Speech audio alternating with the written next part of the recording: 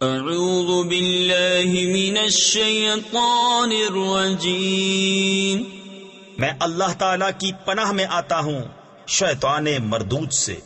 بسم اللہ الرحمن الرحیم، اللہ کے نام سے شروع جو نہایت مہربان رحم والا۔ ام حسبتم ان تدخلوا الجنہ وَلَمَّا يَأْتِكُمْ مَثَلُ الَّذِينَ خَلَوْا مِن قَبْلِكُمْ، کیا اس گمان میں ہو کہ جنت میں چلے جاؤ گے اور ابھی تم پر اگلو کسی روداد نہ آئی؟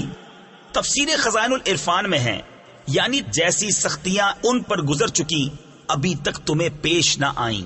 حدیث شریف میں فرمایا تم سے پہلے لوگ گرفتار کیے جاتے تھے، زمین میں گڑھا کھود کر اس میں دبائے جاتے تھے، آرے سے چیر کر 2 ٹکڑے کر ڈالے جاتے تھے اور لوہے کی کنگھیوں سے ان کے گوشت نوچے جاتے تھے، مگر ان میں کی کوئی مصیبت انہیں ان کے دین سے روک نہ سکتی تھی۔ مستهم البأساء والضراء وزلزلوا حتى يقول الرسول والذين آمنوا معه متى نصر الله ألا إن نصر الله قريب۔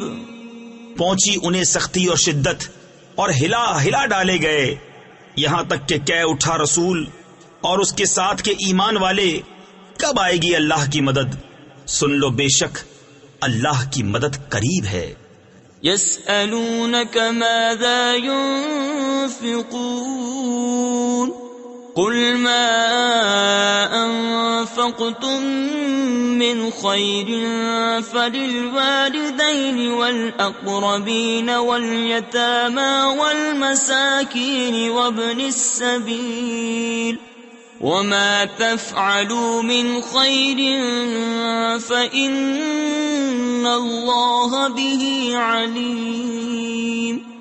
تم سے پوچھتے ہیں کیا خرچ کریں، تم فرماؤ جو کچھ مال نیکی میں خرچ کرو تو وہ ماں باپ اور قریب کے رشتہ داروں اور یتیموں اور محتاجوں اور راہگیر کے لیے ہے، اور جو بھلائی کرو بے شک اللہ اسے جانتا ہے۔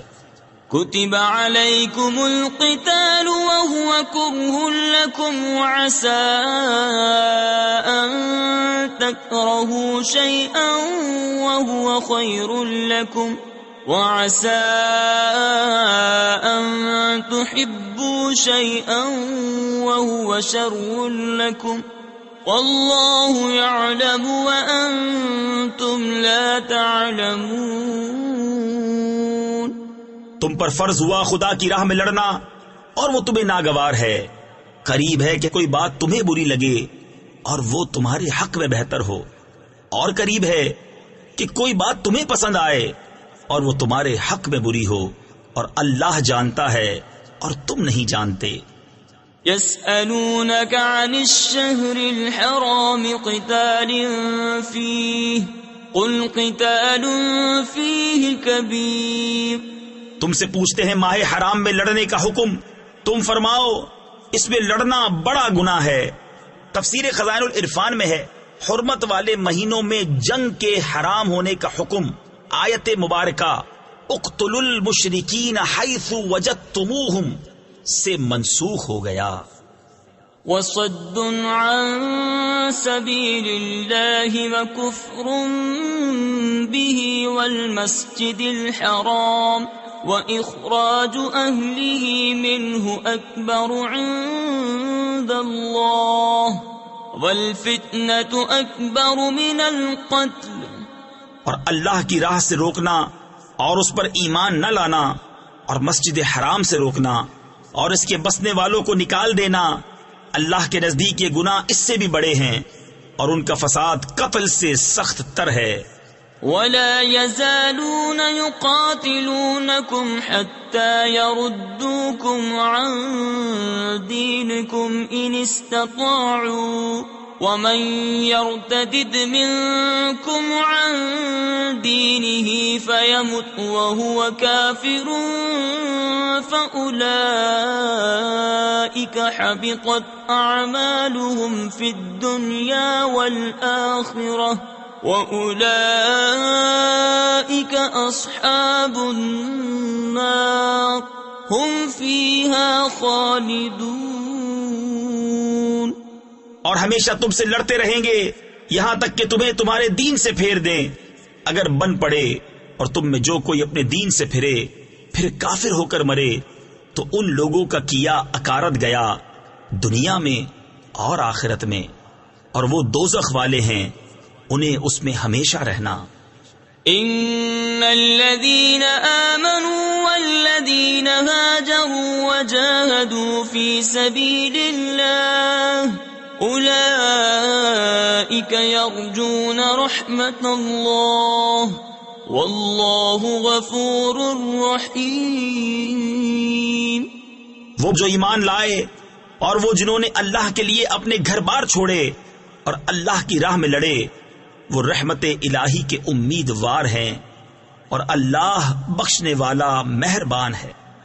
يسألونك عن الخمر والميسر قل فيهما إثم كبير ومنافع للناس وإثمهما أكبر من نفعهما ويسألونك ماذا ينفقون قل العفو كذلك يبين الله لكم الآيات لعلكم تتفكرون في الدنيا والآخرة۔ تم سے شراب اور جوئے کا حکم پوچھتے ہیں، تم فرما دو کہ ان دونوں میں بڑا گناہ ہے، اور لوگوں کے کچھ دنیاوی نفع بھی، اور ان کا گناہ ان کے نفع سے بڑا ہے۔ اور تم سے پوچھتے ہیں کیا خرچ کریں، تم فرماؤ جو فاضل بچے۔ اسی طرح اللہ تم سے آیتیں بیان فرماتا ہے کہ کہیں تم دنیا اور آخرت کے کام سوچ کر کرو۔ تفسیر خزائن العرفان میں ہے ابتدائی اسلام میں حاجت سے زائد مال کا خرچ کرنا فرض تھا، پھر یہ حکم آیت زکوٰۃ سے منسوخ ہو گیا اور اب یہ مستحب ہے۔ وَيَسْأَلُونَكَ عَنِ الْيَتَامَى قُلْ إِصْلَاحٌ لَهُمْ خَيْرٌ وَإِن تُخَالِطُوهُمْ فَإِخْوَانُكُمْ وَاللَّهُ يَعْلَمُ الْمُفْسِدَ مِنَ الْمُصْلِحِ وَلَوْ شَاءَ اللَّهُ لَأَعْنَتَكُمْ إِنَّ اللَّهَ عَزِيزٌ حَكِيمٌ۔ اور تم سے یتیموں کا مسئلہ پوچھتے ہیں، تم فرماؤ ان کا بھلا کرنا بہتر ہے، اور اگر اپنا ان کا خرچ ملا لو تو وہ تمہارے بھائی ہیں، اور خدا خوب جانتا ہے بگاڑنے والے کو سنوارنے والے سے، اور اللہ چاہتا تو تمہیں مشقت میں ڈالتا، بے شک اللہ زبردست حکمت والا ہے۔ صدق اللہ العظیم۔